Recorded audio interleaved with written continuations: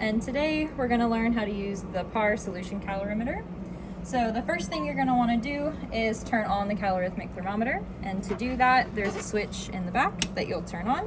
When you turn it on, the screen will get a little bit lighter and eventually a Parr logo will come up over here in the corner.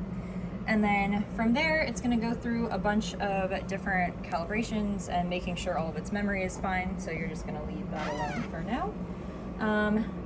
I am then going to show you how to take apart the calorimeter. So the first thing on the calorimeter plate is the thermometer. So this is your thermometer probe.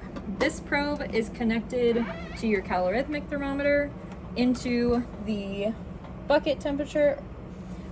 There is no jacket temperature, so you'll see that come up on the screen, but you won't be doing anything with that. And then the next piece is your sample dish. So this is the little sample dish that you're going to put your solid sample in. You then have the push rod, which you can take out, and the last piece that you can take off from the lid is your sample holder.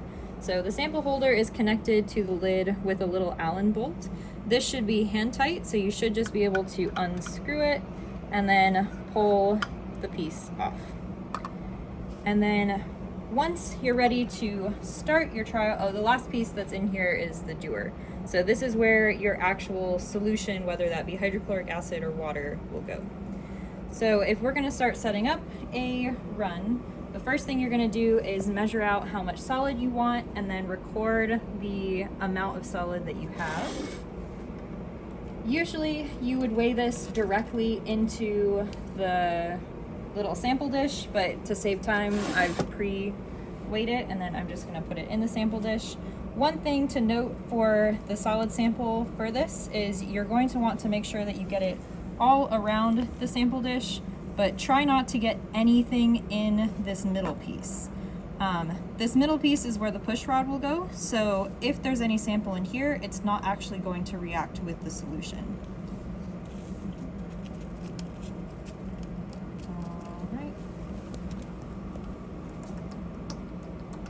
So that's pretty even. And then once you have your solid sample in the sample dish, you're going to take the sample cell and push it onto the dish.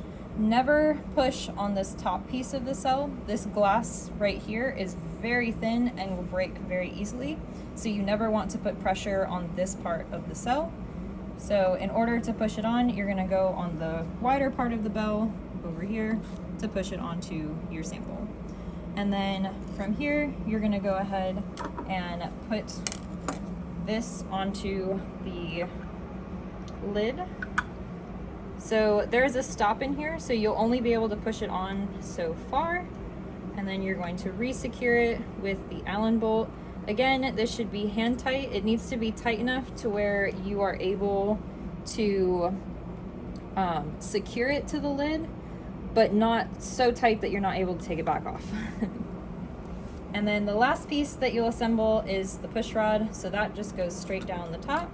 And then set this back on the bench and push the rod into the little holder.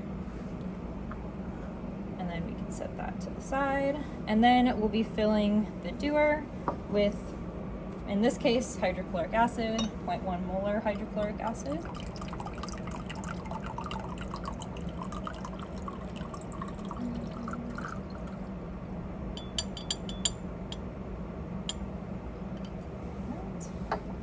And then to reassemble it, the dewar will go in first. Try to keep this in the middle of the calorimeter as close as possible. And then your thermometer probe is going to go back in the lid in the little hole that's still there for it.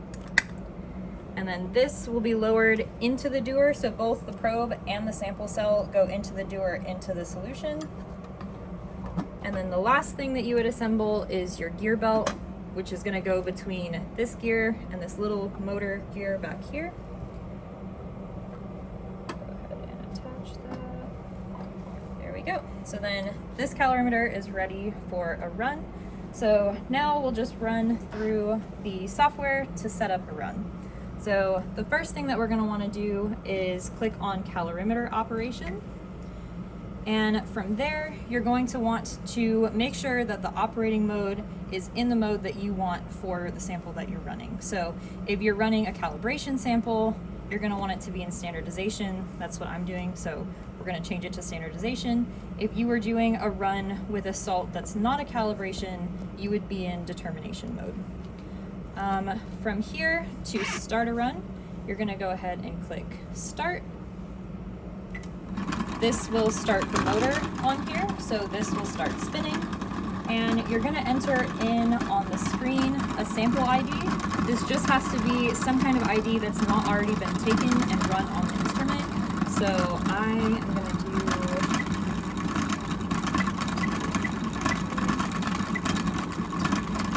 and then the next screen is going to be the bomb ID. So we only have one bomb calorimeter, so this number could be anything. 4 is just fine. And then the next thing that you're going to enter in is your sample weight. So our sample weight was 0.5063, and then enter. And then every 10 seconds, this bucket temperature is going to change, and you need to be recording each time that this changes, or approximately every 10 seconds. So I usually recommend that you have someone sitting here reading out the numbers, and then someone recording the numbers on either an Excel sheet or a notebook of some kind. This is going to continue to run for a pre-period, which is about 7 to 7.5 minutes usually. We will come back when this is ready to actually push or depress the